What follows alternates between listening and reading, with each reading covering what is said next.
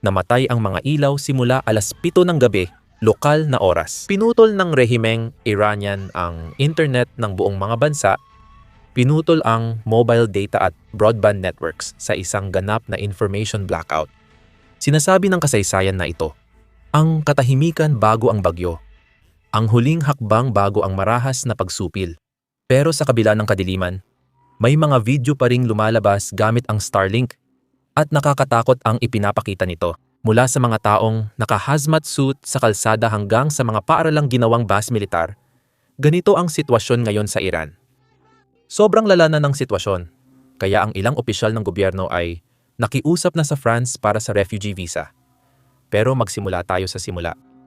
Mayroong ganap na internet blackout na nangyayari ngayon sa loob ng Iran at marami ang nakakaasa kung ano ang susunod na mangyayari. Ito na ang ikatlong blackout na nangyari sa kasaysayan ng bansa at panahon na para ipagdasal ang mga nagpoprotesta. Ipinapakita ng ebidensya na IRGC ay gumagamit ng iba't ibang armas. Samantalang bato lang ang gamit ng mga nagpoprotesta.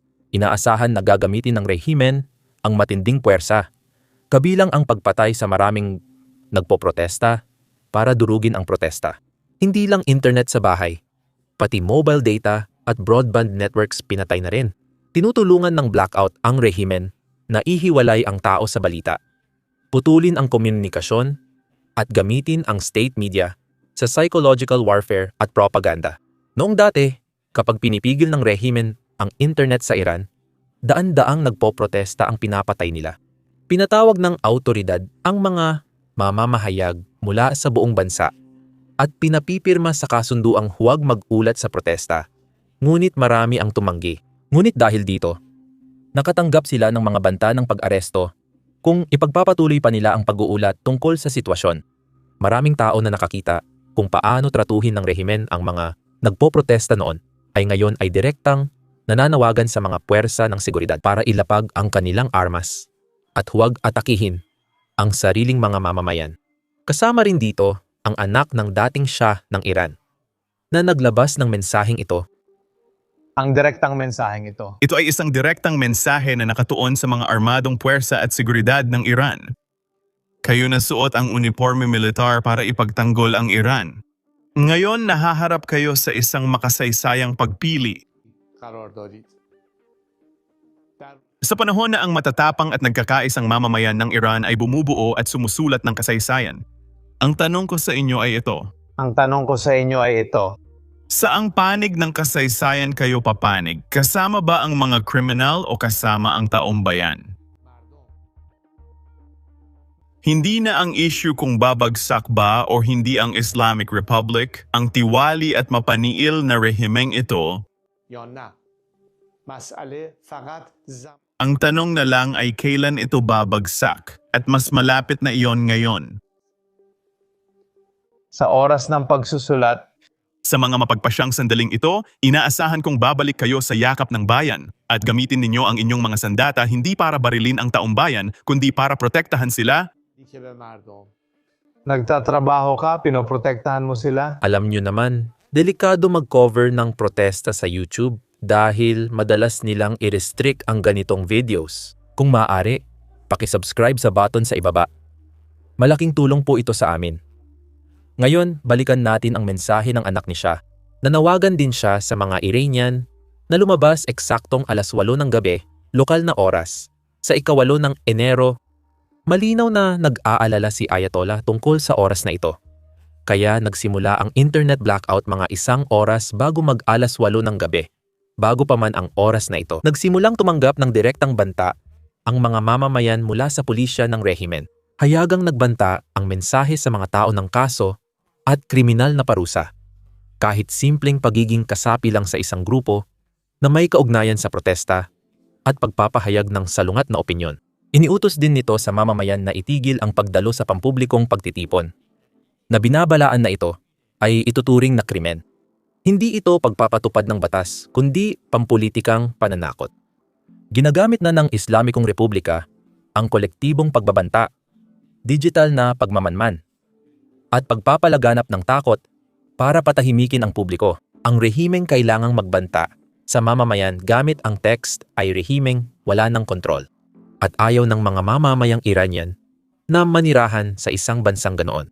Maaaring magulat kayo, lalo na galing sa punong ministro ng Israel, pero buong tapang kong sinasabi na ang mga Iranian ay kabilang sa pinakamayayaman sa talento at pinakamatagumpay na tao sa mundo. Siyempre, may isang kondisyon kapag umalis sila ng Iran. Sa Silicon Valley, may mga negosyanteng Iranian na nagtatag at naging Chief Executive Officer ng Uber, eBay, Dropbox at iba pang kilalang kumpanya. Ang mga tao sa Iran ay matatalino, sila ay malikhain. Kaya bakit mahirap ang Iran? Bakit marami ang walang trabaho? Ang sagot ay nasa dalawang salita. Ang rehimen, ang mga diktador ng Iran ay nilalamas ang yaman ng bansa. Hindi ba nakakahiya na hindi namumuhunan ng Iran para sa mga mamamayan nito? Imbes na gamitin ng tama, ginugugol nila ang bilyong dolyar sa programang nuklear, pagpapalaganap ng terorismo at agresyon sa gitnang silangan. Samantala, ang mga mamamayang Iranian ang siyang nagdurusa. Inaasahan kong darating ang araw na ang mga mamamayang Iranian ay hindi na kailangang pumunta sa Silicon Valley, hindi na kailangang pumunta roon para magtayo ng pinakamalalaking matagumpay na kumpanya sa mundo. Isipin mo ang mga negosyanteng Iranian at Israeli na nagtutulungan sa Iran at sa Israel para sa ikabubuti ng buong sangkatauhan. Yan ang aking pag-asa, yan ang aking pananaw, at yan ang maaring maging kinabukasan natin. Ngayon, nakakakita pa rin tayo ng ilang mga video clip na lumalabas mula sa Iran kahit na may internet blackout na ipinatutupad at mukhang napakaraming tao ang lumalabas sa mga kalsada. Pero bago tayo pumunta sa mga video clip na iyon, gusto ko munang ipakita sa inyo kung paano naghanda ang mga puwersa ng Iran para ngayong gabi, kung paano sila naghahanda para sa marahas na pagsupil na ito. Ginawang base militar ng rehimen ang mga paaralan laban sa nagpoprotesta. Makikita sa bagong larawan ang siksik na puwersa ng seguridad ng Iran sa campus sa Iraq, gamit ang 12-dosenang motorsiklo at truck sa bakuran. Ito ang Imam Ali High School, na ginamit din noong 2022 nang sumiklab ang protesta matapos mapatay si Mahsa Amini sa kustodya ng moralidad na pulisya ng Iran dahil sa maling pagsuot ng hijab. Pareho pa rin ang taktika nila. Ginagamit ang paaralan para mabilis at mahigpit pigilan ang protesta. Ganito ang itsura ng takot sa sariling mamamayan. Sa isa pang video, makikita na gumagamit ng kakaibang sandata ang mga puwersa ng seguridad laban sa mga nagpoprotesta sa ilang lungsod. Ang video mula sa Iran International ay nagpapakita ng mga taong naka-hazmat suit at mask para sa delikadong chemical habang nasa isang sasakyang nasa kalsada. Sa video, makikita ang dilaw na tatsulok na karatula na may madilim na gilid bilang babala sa mapanganib na materyales sa sasakyan. Sa mga nakaraang araw, habang lumalakas ang mga protesta, nakita natin ang paggamit ng shotgun ng mga puwersa ng seguridad sa mga nagpoprotesta at ang paghiwalay at pambubugbog sa ilan sa kanila sa harap ng kamera. Sa kabila ng lahat, nagpakita pa rin ang mga Iranian ng 8:00 ng gabi at marami ang dumalo, gaya ng nabanggit ko sa video. Patuloy tayong tumatanggap ng ilang video mula Iran, malamang dahil sa Starlink. Ngayon, bawal ang Starlink terminal dito, pero may mga nagpuslit ng libo-libo hanggang 10,000 terminal. Kaya siguradong malayo pa rin ito sa dating antas ng internet access sa Iran. Pero may ilang tao na may access sa internet dahil sa Starlink. Sila ang mga taong nagbabahagi ng mga video sa screen mo. Ang video na ito ay galing sa Tehran, kabisera ng Iran. Narito pa ang isang video mula sa parehong lugar pero ibang anggulo. Kitang-kita na maraming tao ang lumabas sa kalsada.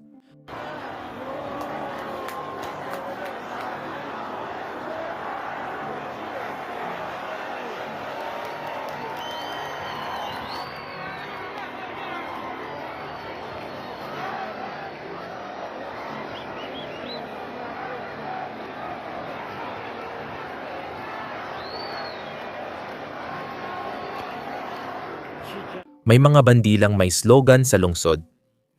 Hanggang hindi na ililibing ang mga mula, hindi unlad ang bayang ito. At syempre, may bagong uso ngayon kung saan ang mga tao, lalo na ang mga babaeng Iranian, ay parang nilalait ang mga ayatollah. Panoorin mo ito dahil dito, mukhang may ilang opisyal ng Iran na nagsisimula ng magplano ng Plan B. Iniulat ng French Daily na ilang mataas na opisyal ng Iran mula sa reformist na angkan ang humiling ng French visa para sa kanilang pamilya kamakailan. Kasama rito ang presidente na hindi ganap na kampi sa Ayatollah. Pero wala rin siyang gaanong kapangyarihan para gumawa ng maraming pagbabago, kaya balak na lang niyang umalis ngayon. Kamakailan, may anunsyo mula sa grupong reformista sa gobyerno na tingin ko ay hindi pa natin napag-usapan. At iyon ang anunsyo tungkol sa pagbibigay ng pito sa mga Iranian para hindi sila magprotesta. Ipinapakita nito na may mga taong nakakapansin sa lumalalang sitwasyon. Hinala ko, kaya nila sinusuhulan ang iba para hindi magprotesta. Pero malinaw na, hindi sapat ang pito.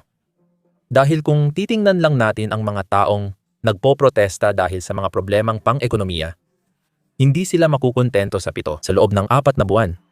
Hindi talaga sapat yon sa isang bansa tulad ng Iran, kung saan palala ng palala ang sitwasyon araw-araw. At tiyak na kulang ang perang ito para sa mga gustong magbago ng politika at lipunan sa Iran. Dahil dito, maraming Iranian ang nagtuturo ng pagkukunwari sa mga pangyayari. Noong 2025 lang ang rehimen ng Iran ay nagpuslit ng halos $1 bilyong papunta sa Hezbollah. At ngayon ay nag-aalok sila ng 7 kada buwan sa sarili nilang mamamayan.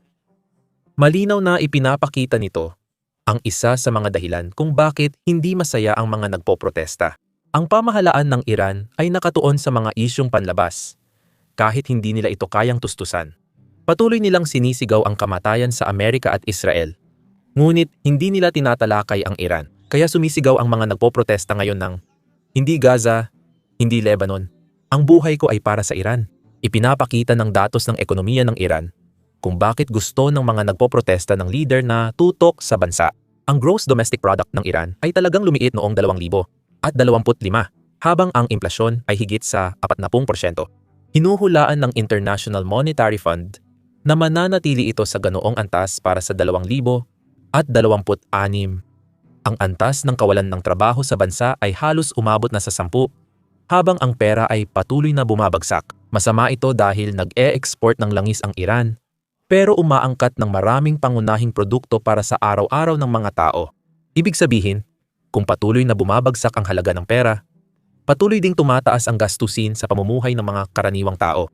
Para mailagay sa perspektibo, noong Hunyo, ang $1 ay katumbas ng halos 800,000 Iranian rial. At ngayon, magiging milyonaryo ka agad kung may $1 ka. Dahil ngayon, ang $1 ay katumbas ng 14 na milyong rial at malamang na mas mataas pa ito bukas. Dahil dito, 30% ng mga Iranian ay nabubuhay sa ilalim ng poverty line at patuloy pang tumataas buwan-buwan. At syempre, hindi natin pwedeng kalimutan ang krisis sa tubig na naging sanhi ng lahat ng ito. Isang krisis na gawa ng tao, nilikha ng maling pamamalakad ng mga Iranian at hanggang ngayon ay tumatanggi pa rin ang gobyerno na akuin ang responsibilidad. Nakakaranas ng tagtuyot ang Iran dahil sa hindi pag-aayos ng gobyerno sa supply ng tubig at ilog. Imbes baguhin ang mga pulisyang iyon, sinisisi nila ngayon ang Amerika at Israel sa pagmamanipula ng panahon, at pati Saudi Arabia, Turkey at United Arab Emirates sa paglihis ng ulap mula sa Iran. Ganito siguro ang nangyayari kapag teokrasya ang namumuno sa bansa at ekonomiya. Yun lang muna mga kaibigan. Malaking araw ito para sa Iran, kaya maglalabas pa tayo ng mas maraming video soon. Ako si Sam at magkikita tayo sa susunod.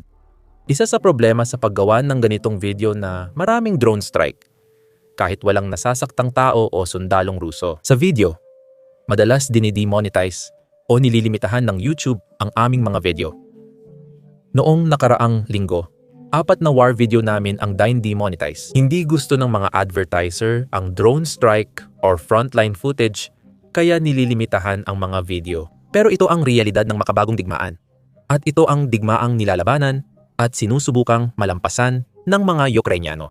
Naniniwala kaming mahalagang pag-usapan ito, kaya inilunsad namin ang Business Basics, ang sarili naming plataporma na ginawa mula simula at walang limitasyon. Hindi namin kailangang i-blur ang aming drone strike, hindi namin kailangang i-blur ang aming mga kuha sa frontline, at hindi rin namin kailangang i-blur ang pagkawasak ng mga bus ng himpapawid ng Russia. Bukod pa rito, wala talaga kaming mga patalastas sa site. Sa ganitong paraan, Hindi namin kailangang i-censor ang aming sarili dahil lang hindi masaya ang mga advertiser sa mga tinatalakay namin. Hindi namin pinopondohan ang site sa pamamagitan ng mga patalastas. Pinopondohan namin ito sa pamamagitan ng inyong suporta. Kaya kung isa ka sa mga interesado sa ganitong uri ng balita, kung gusto mong mapanood ang aming uncensored na videos at bonus content na wala sa YouTube, sumali sa amin sa basicsinsider.com. Pwede mo ring i-click ang link sa description or i-scan ang QR code sa iyong screen. Sa pagsali, mapapanood mo lahat ng nilalaman na na-upload na namin at lahat ng mga video na i-upload pa namin sa hinaharap. Susuportahan mo rin ang coverage at channel namin. Kaya salamat. Ako si Sam, magkita tayo sa susunod.